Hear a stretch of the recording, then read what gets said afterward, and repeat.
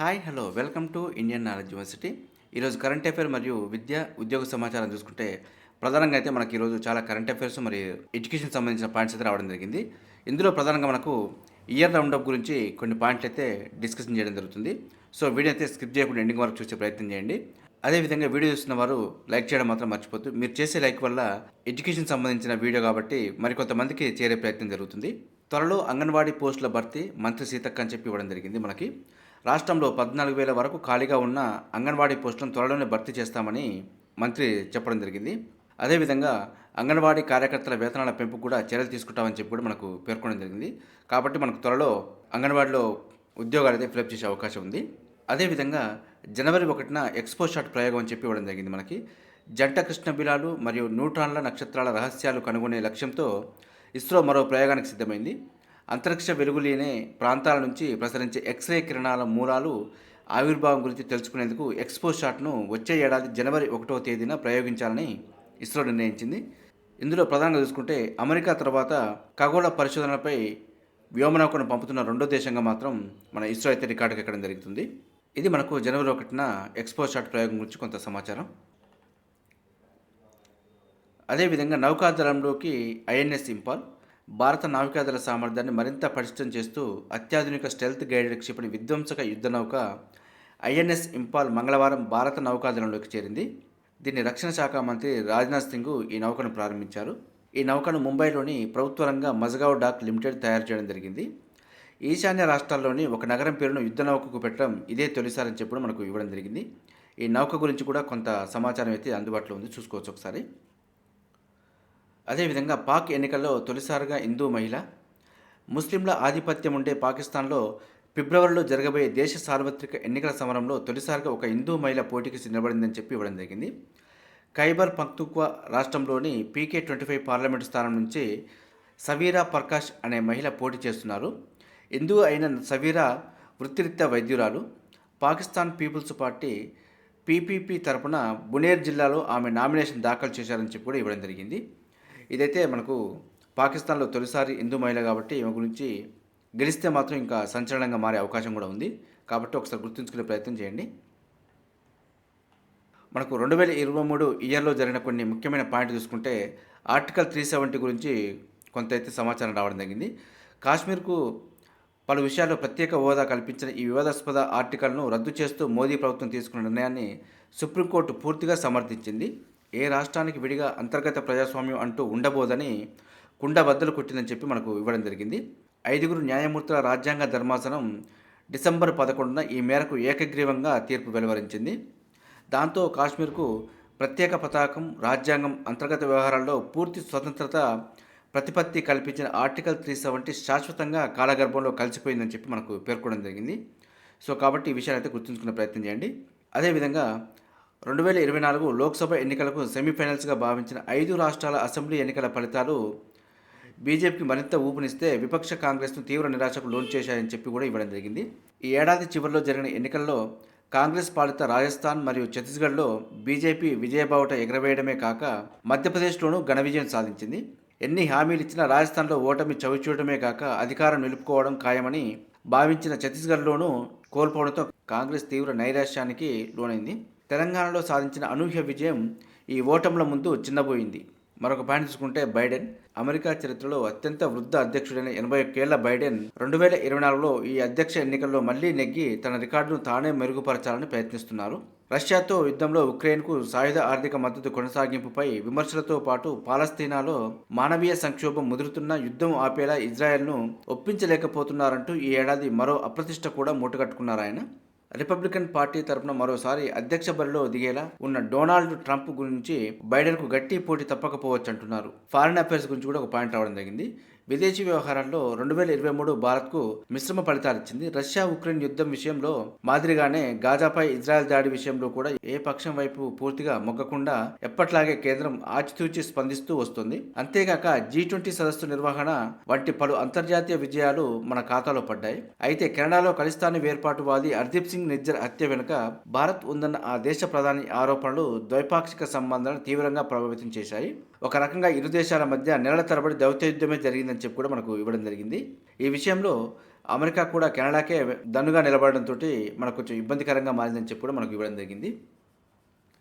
అదేవిధంగా చంద్రయాన్ గురించి చూసుకుంటే అంతరిక్ష రంగంలో భారత కీర్తి పతాకాను సమున్నతంగా ఎగరేసిన కీలక ప్రయోగం 2023 జూలై 14న శ్రీహరికోట నుంచి ఇస్రో చేపట్టిన ఈ ప్రయోగం దిగ్విజయం సాధించింది. ఆగస్టు 5న చంద్రుని కక్షలోకి ప్రవేశించిన వ్యోమనౌక 23న చంద్రుని దక్షిణ ధ్రువం సమీపంలో సురక్షితంగా దిగింది. ఈ విజయానికి గుర్తుగా ఆగస్టు 23న జాతీయ అంతరిక్ష దినోత్సవంగా ప్రధాని మోదీ ప్రకటించారు.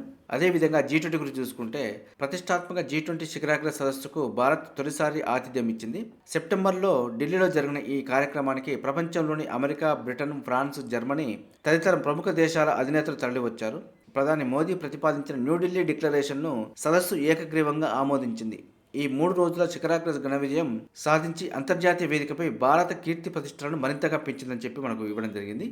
డొనాల్డ్ ట్రంప్ గురించి చూసుకుంటే బహుశా అమెరికా చరిత్రలోనే అత్యంత వివాదాస్పదుడైన నేత, ఆ దేశంలో నేరాభియోగాలు ఎదుర్కొన్న తొలి మాజీ అధ్యక్షునిగా కూడా రికార్డు సృష్టించాలని చెప్పి ఇవ్వడం జరిగింది. అదేవిధంగా మరో పాయింట్ చూసుకుంటే H1B రెన్యువల్స్ వేలాది భారతీయ టెక్కీలకు అమెరికాలో ఉద్యోగాలు చేసుకునేందుకు అవకాశం కల్పిస్తున్న కీలకమైన H1B వీసాల విషయంలో అగ్రరాజ్యం ఈ ఏడాది కీలక నిర్ణయం తీసుకుంది. వాటిని ఇకపై అమెరికాలోనే రెన్యువల్ చేసుకునేందుకు వీలు కల్పిస్తున్నట్టు ప్రకటించింది.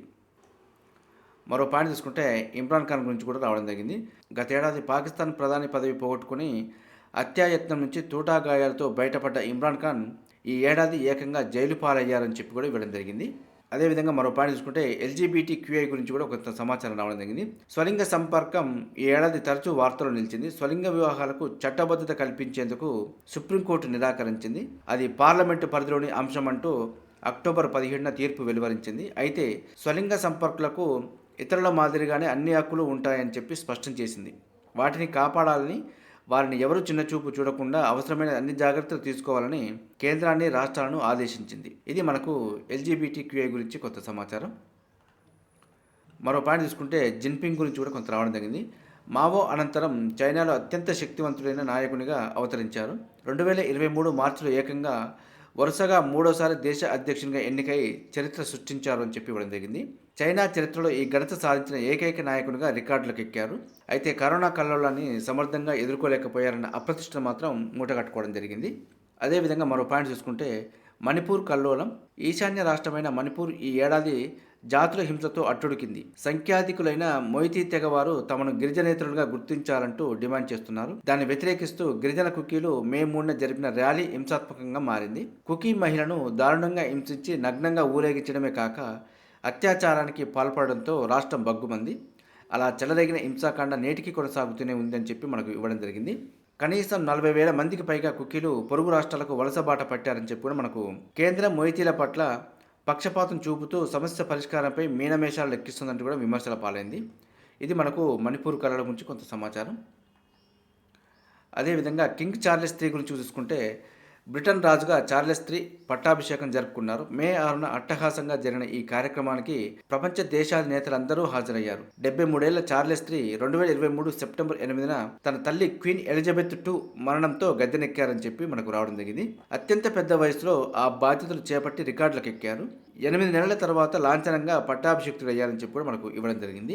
మరో పాయింట్ చూసుకుంటే నార్త్ కొరియా గురించి 2023 పొడవునా వరుస క్షిపణి పరీక్షలతో ఓరెత్తిస్తూనే ఉంది. పొరుగు దేశం దక్షిణ కొరియాను, అమెరికాను అడలెత్తిస్తూనే ఉందని చెప్పి రావడం జరిగింది మనకి. మొత్తం మీద ఈ ఏడాది అది 36కు పైగా క్షిపణి పరీక్షలు జరిపింది. వీటిలో 2 ఖండాంతర బాలిస్టిక్ క్షిపణి పరీక్షలు కూడా ఉన్నాయి. దాంతో ఉద్రిక్తతల తగ్గింపుకు ఇరు దేశాల మధ్య 2018లో కుదిరిన ఒప్పందాన్ని దక్షిణ కొరియా రద్దు చేసుకునే దాకా వెళ్ళిందని చెప్పి మనకు ఇవ్వడం జరిగింది. అదేవిధంగా మరో పాయింట్ తీసుకుంటే టన్నెల్ గురించి కొంత సమాచారం రావడం జరిగింది. మనిషి సంకల్పం ముందు మంచు శిఖరం తలంచింది. ఉత్తరాఖండ్లో సిల్కియారా సొరంగం కుప్పకూలి లోన చిక్కుబడ్డ 41 మంది కార్మికులు 16 రోజుల ఉత్కంఠ తర్వాత సురక్షితంగా బయటపడ్డారు.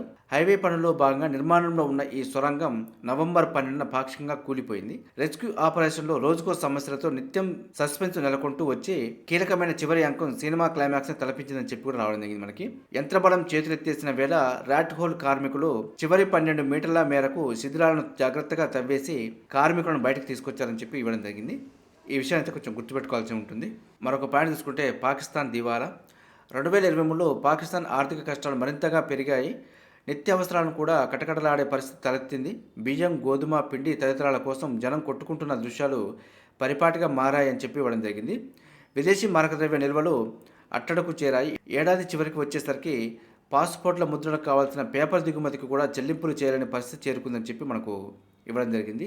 ఇది మనకు పాకిస్తాన్ దివాలా గురించి కొంత సమాచారం. అదేవిధంగా ఉమ్మడి పౌర స్మృతి ఈ ఏడాది కూడా వార్తల్లో నిలిచింది. కులమత తదితర విభేదాలకు అతీతంగా దేశ ప్రజలందరికీ ఒకే రకమైన వ్యక్తిగత చట్టాలను వర్తింపజేసేందుకు ఉద్దేశించిన యూసీసీని అమలు చేసే దిశగా ఉత్తరాఖండ్ బీజేపీ ప్రభుత్వం చర్యలు తీసుకుంటుంది. దీనిపై ఏర్పాటైన దేశాయి కమిటీ నవంబర్లో ప్రభుత్వానికి నివేదిక సమర్పించింది. ఈ నేపథ్యంలో కొత్త ఏడాదిలో యూసీసీ విషయమే దేశవ్యాప్తంగా ఆసక్తికర పరిణామాలు జరగవచ్చని చెప్పి కూడా మనకు కొంత సమాచారం అయితే రావడం జరిగింది. మరొక పాయింట్ చూసుకుంటే క్వేక్స్ గురించి కూడా కొంత సమాచారం రావడం జరిగింది. ఈ ఏడాది భారీ భూకంపాలతో పలు దేశాలు అతలాకుతలమయ్యాయి. ఫిబ్రవరి 6న 7.8 తీవ్రతతో సంభవించిన భూకంపం తుర్కియే, సిరియాలో పెను విధ్వంసమే సృష్టించింది. 50,000 మందికి పైగా దీనికి బలయ్యారు. వీరిలో 44,000కు పైగా మరణాలు తుర్కీలోనే సంభవించాయని చెప్పి కూడా మనకి ఇవ్వడం జరిగింది. అనంతరం సెప్టెంబర్ 8న మొరాకోలో వచ్చిన 6.8 తీవ్రతతో కూడిన భూకంపానికి 3,000 మందికి పైగా బలయ్యారు. డిసెంబర్ 19న వాయువ్య చైనాలో వచ్చిన భూకంపం 150 మందిని బలికి తీసుకుంది. ఉత్తరాఖండ్లోని జోషిమఠ్లో నేలకుంగిపాటు పట్టిన వైనము కలకలం రేపిందని చెప్పి మనకు ఇవ్వడం జరిగింది. ఇది మనకు ఈ ఏడాది పలు భూకంపాల గురించి కొంత సమాచారం. వెనిజులా గురించి కూడా కొంత సమాచారం రావడం జరిగింది. పొరున ఉన్న బుల్లి దేశమైన గయానాలోని ఎసిక్వేబా ప్రాంతంలో అపార చమురు నిక్షేపాలపై వెనిజులా కన్నేయడం ఉద్రిక్తతకు దారితీసింది. అవసరమైతే సైనిక చర్యకు దిగైనా దాన్ని దక్కించుకునే దిశగా పావులు కదుపుతుండటంతో దక్షిణ అమెరికాలో యుద్ధ మేఘాలు కమ్ముకుంటున్నాయని చెప్పి మనకు రావడం జరిగింది. అదేవిధంగా మనం పాయింట్ చూసుకుంటే 2022 ఫిబ్రవరిలో ఉక్రెయిన్పై రష్యా మొదలుపెట్టిన యుద్ధం ఈ ఏడాదంతా కొనసాగుతూనే ఉంది. హమాస్ మెరుపు దాడి కారణంగా అక్టోబర్లో పాలస్తీనాపై ఇజ్రాయెల్ తలపెట్టిన యుద్ధము భీకరంగా సాగుతూనే ఉంది. ఇలా 2023 యుద్ధ సంవత్సరంగా గుర్తుండిపోనుందని చెప్పి మనకు రావడం జరిగింది. మరొక పాయింట్ చూసుకుంటే RRRకు ఆస్కార్. ఈ ఏడాది తెలుగు సినిమా అంతర్జాతీయ వేదికపై దేశ గౌరవాన్ని రెట్టింపు చేసింది. ఆస్కార్ అవార్డు పొందిన తొలి భారతీయ చిత్రంగా రాజమౌళి దర్శకత్వంలో రూపొందిన RRR చరిత్ర సృష్టించింది. బెస్ట్ ఒరిజినల్ సాంగ్ విభాగంలో నాటు నాటుకు ఉత్తమ పాట అవార్డు దక్కింది. మార్చిలో జరిగిన ఆస్కార్ వేడుకల్లో గీతా రచయిత చంద్రబోస్, సంగీత దర్శకుడు ఎంఎం కీరవాణి అవార్డును అందుకున్నారని చెప్పి ఇవ్వడం జరిగింది. 2009లో భారతీయ సినిమా స్లమ్డాగ్ మిలియనీర్లో ఏఆర్ రెహమాన్ స్వీకరించిన జైహో పాటకు ఆస్కార్ వచ్చిన ఆ సినిమాను యూకే ప్రొడక్షన్స్ పతాకంపై హాలీవుడ్ దర్శకుడు డానీ బోనియల్ రూపొందించారు. ఇది మనకు RRRకు ఆస్కార్ సంబంధించి కొంత సమాచారం. అదేవిధంగా ప్రముఖ సోషల్ సైట్ ట్విట్టర్ను సుదీర్ఘ కాలయాపన వివాదాల తర్వాత 2022 చివరిలో సొంతం చేసుకున్న ఎలాన్ మస్క్ గత జూలైలో దాని పేరును ఎక్స్గా మార్చి మరో సంచలనం సృష్టించారు. బ్లూటిక్ తీసేయడం మొదలుకొని ఆయన తీసుకున్న పలు నిర్ణయాలతో సంస్థ విలువ సగానికి సగం పడిపోయిందని చెప్పి ఇవ్వడం జరిగింది. మరొక పాయింట్ తీసుకుంటే రష్యా అధ్యక్షుడు పుతిన్ సన్నిహితుడు వాగ్నర్ ప్రైవేట్ సైనిక మూక చీఫ్ పుతిన్తో విభేదాల నేపథ్యంలో ఆగస్టు 23న విమాన ప్రమాదంలో ప్రిగోజిన్ మరణించాడు.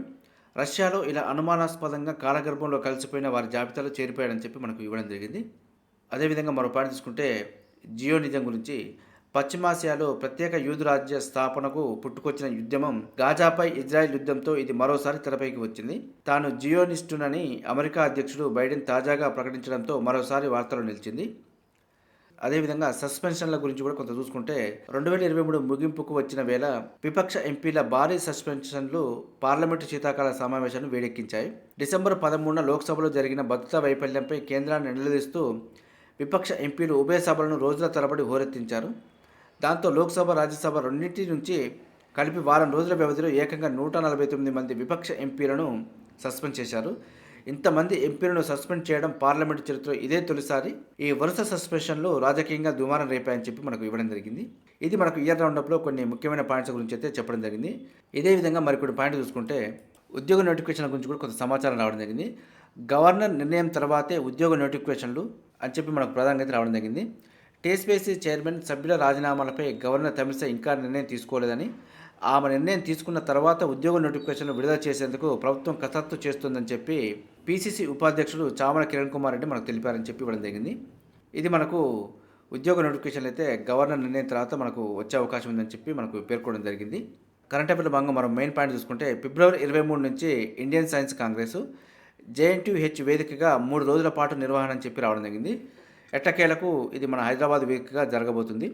దేశంలో అత్యంత ప్రతిష్టాత్మకంగా భావించే ఇండియన్ సైన్స్ కాంగ్రెస్ జేఎన్టీయూహెచ్ వేదికగా వచ్చే ఫిబ్రవరి 23 నుంచి 25వ తేదీ వరకు జరగనుంది.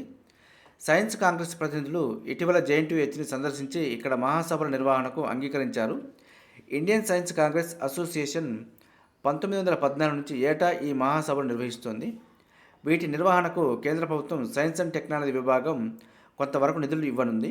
సాధారణంగా సైన్స్ కాంగ్రెస్ను ప్రధాని ప్రారంభిస్తారు. ఒకవేళ స్వయంగా హాజరు కావడం వీలు కాకుంటే ఆన్లైన్లోనైనా పాల్గొంటారు. ఇది మనకు ఇండియన్ సైన్స్ కాంగ్రెస్ సంబంధించి జేఎన్టీయూ అయితే మనకు వేదిక నిలబడింది. ఇది హైదరాబాద్లో 7వసారి. హైదరాబాద్లో ఇండియన్ సైన్స్ కాంగ్రెస్ మహాసభలు గతంలో 1937, 1954, 1967, 1979, 1998, 2006లో జరిగాయి. 17 ఏళ్ల తర్వాత మరోసారి భాగ్యనగరం వేదిక కానుంది. ఏపీలో 1983లో తిరుపతి, 2008లో విశాఖపట్నం, 2017లో తిరుపతిలో నిర్వహించారు. ఇది మనకు ఇండియన్ సైన్స్ కాంగ్రెస్ గురించి కొంత సమాచారం. నర్సరీలో ప్రవేశాలకు స్క్రీనింగ్ వద్దు. ఇదైతే అత్యంత దారుణమైన విషయం. సుప్రీంకోర్టులో సమీక్షా పిటిషన్ దాఖలు. నర్సరీలో ప్రవేశాల కోసం చిన్నారులకు విద్యాసంస్థలు స్క్రీనింగ్ నిర్వహించడంపై నిషేధం విధించాలని కోరుతూ సుప్రీంకోర్టులో తాజాగా సమీక్షా పిటిషన్ దాఖలైంది. వారికి స్క్రీనింగ్ పరీక్ష నిర్వహణను నిషేధించడమే లక్ష్యంగా ఢిల్లీ అసెంబ్లీ 2015లో ఓ బిల్లును ఆమోదించింది. దాన్ని ఆమోదించకుండా వెనక్కి పంపకుండా లెఫ్టినెంట్ గవర్నర్ తన వద్దే ఉంచుకోవడంపై సోషల్ జ్యూరిస్ట్ అనే స్వచ్ఛంద సంస్థ గతంలో సర్వోన్నత న్యాయస్థానాన్ని ఆశ్రయించింది. కానీ ఆ వ్యవహారంలో తాము జోక్యం చేసుకోలేమని ఈ ఏడాది అక్టోబర్ 11న కోర్టు తేల్చి చెప్పింది. ఆ సంస్థ వేసిన పిటిషన్ను కొట్టివేసింది. అసెంబ్లీలు ఆమోదించిన బిల్లులపై సంతకం చేయకుండా పంజాబ్, తమిళనాడు గవర్నర్ తీవ్ర జాప్యం చేస్తుండటంపై సుప్రీంకోర్టు ఇటీవల తమ తీర్పులో తీవ్ర అసంతృప్తి వ్యక్తం చేసిన నేపథ్యంలో అక్టోబర్ 11 నాటి తీర్పును పునఃపరిశీలించాలని కోరుతూ సోషల్ జ్యూరిస్ట్ సమీక్షా పిటిషన్ దాఖలు చేసింది. ఈ నర్సరీలకి స్క్రీనింగ్ పరీక్ష ఏందో అర్థం కాని విషయం. చిన్నపిల్లలకు విద్యాబుద్ధులు నేర్పించాలే కానీ ఇక్కడ కూడా స్క్రీనింగ్ పరీక్ష పెట్టి తీసుకోవడం అనేది కొంత ఇబ్బందికరమైన విషయం. సో ఇలాంటి సంస్కృతిని మనం అయితే ప్రోత్సహించే విధంగా ముందుకు రావద్దు. ఖేల్రత్న అర్జున వెనక్కి అని చెప్పి ప్రధానంగా రావడం జరిగింది. భారత మహిళా స్టార్ రెజ్లర్ వినేష్ పోగాట్ ప్రకటన. ఇప్పుడు వినేష్ పోగాట్ వంతు వచ్చిందని చెప్పి మనకు ప్రధానంగా రావడం జరిగింది. ఈ స్టార్ రెజ్లర్ కూడా తన ఘనతలకు గుర్తింపుగా భారత ప్రభుత్వం ఇచ్చిన అవార్డులను వెనక్కి ఇవ్వాలని నిర్ణయించుకుంది. రోడ్డెక్కి పోరాడిన క్రీడాశాఖ నుంచి స్పష్టమైన హామీ లభించినా మళ్ళీ రెజ్లర్లకు అన్యాయమే జరిగిందని చెప్పి వాపోయింది. ఇలాంటి పరిస్థితుల్లో ఈ పురస్కారాలను అట్టిపెట్టుకోవడంలో అర్థం లేదని వినేష్ తెలిపింది. సోషల్ మీడియా వేదికగా తన ఆవేదనను ప్రధానికి లేఖ ద్వారా తెలియజేసింది. ఇంత జరిగాక ఇక నా జీవితంలో ఈ 2 అవార్డులకు విలువ లేదు. ఎందుకంటే ఏ మహిళ అయినా ఆత్మగౌరవాన్నే కోరుకుంటుంది. నేను అంతే. నా జీవితానికి ఈ అవార్డులు ఇకపై భారం కాకూడదనే ఉద్దేశంతోనే నాకు మీరిచ్చిన అవార్డులను వెనక్కి ఇస్తున్నాను ప్రధాని సార్ అని ఆమె పేర్కొనడం జరిగింది. పోగాటు ప్రపంచ ఛాంపియన్షిప్లో 2 కాంస్య పథకాలు సాధించింది. 3 2014, 2018, 2022 కామన్వెల్త్ క్రీడల్లోనూ ఛాంపియన్గా నిలిచింది. ఆసియా క్రీడల్లో స్వర్ణం 2018, కాంస్యం 2014 చేజిక్కించుకుంది. కుస్తీలో ఆమె పథకాల పట్టును గుర్తించిన కేంద్ర ప్రభుత్వం 2016లో అర్జున, 2020లో మేజర్ ధ్యాన్చంద్ ఖేల్రత్న అవార్డులతో సత్కరించింది. భారత రెజ్లింగ్ సమాఖ్య ఇటీవల జరిగిన ఎన్నికల్లో లైంగిక ఆరోపణల కేసులో నిందితుడైన వివాదాస్పద మాజీ అధ్యక్షుడు బ్రిజ్భూషణ్ వర్గమే గెలిచింది. ఆయన విధేయుడు సంజయ్ సింగ్ అధ్యక్షుడిగా ఎన్నికవడంతో సాక్షి మాలిక్ ఉన్నపళంగా రిటైర్మెంట్ ప్రకటించింది. రెజ్లర్ బజరంగ్ పూనియా, బద్రా రెజ్లర్ వీరేంద్ర సింగ్ పద్మశ్రీ పురస్కారాలను వెనక్కి ఇచ్చేశారు. అయితే కేంద్ర క్రీడా శాఖ నియమావళిని అతిక్రమించడంతో WFIని సస్పెండ్ చేసింది. ఇది మనకు భారత రెజ్లింగ్ గురించి కొంత వివాదాస్పదమైతే నడుస్తుంది. దీని గురించి భారత ప్రభుత్వం త్వరగా చర్యలు తీసుకొని మహిళా రెజ్లర్లకు న్యాయం చేకూరే విధంగా అయితే ముందడుగు వేయాలి. ఇది ఈ రోజుకు సంబంధించి కరెంట్ అఫైర్ మరియు విద్యా ఉద్యోగ సమాచారం. ఇదే విధంగా మన ఛానల్లో ప్రతిరోజు మార్నింగ్ అయితే రావడం జరుగుతుంది. వీటితో పాటు అడ్మిషన్ నోటిఫికేషన్స్ మరియు రిక్రూట్మెంట్ నోటిఫికేషన్ సంబంధించి కూడా ఎప్పటికప్పుడు అప్డేట్ సమాచారం మన ఛానల్లో అందుబాటులో ఉంటుంది. మన ఛానల్ చూస్తున్న వారు సబ్స్క్రైబ్ చేసుకుని ఫాలో అవుతూ ఉండండి. ఈ వీడియో నచ్చితే లైక్ చేయండి, షేర్ చేయండి, సబ్స్క్రైబ్ చేసుకోవడం మాత్రం మర్చిపోద్దు. Have a nice day.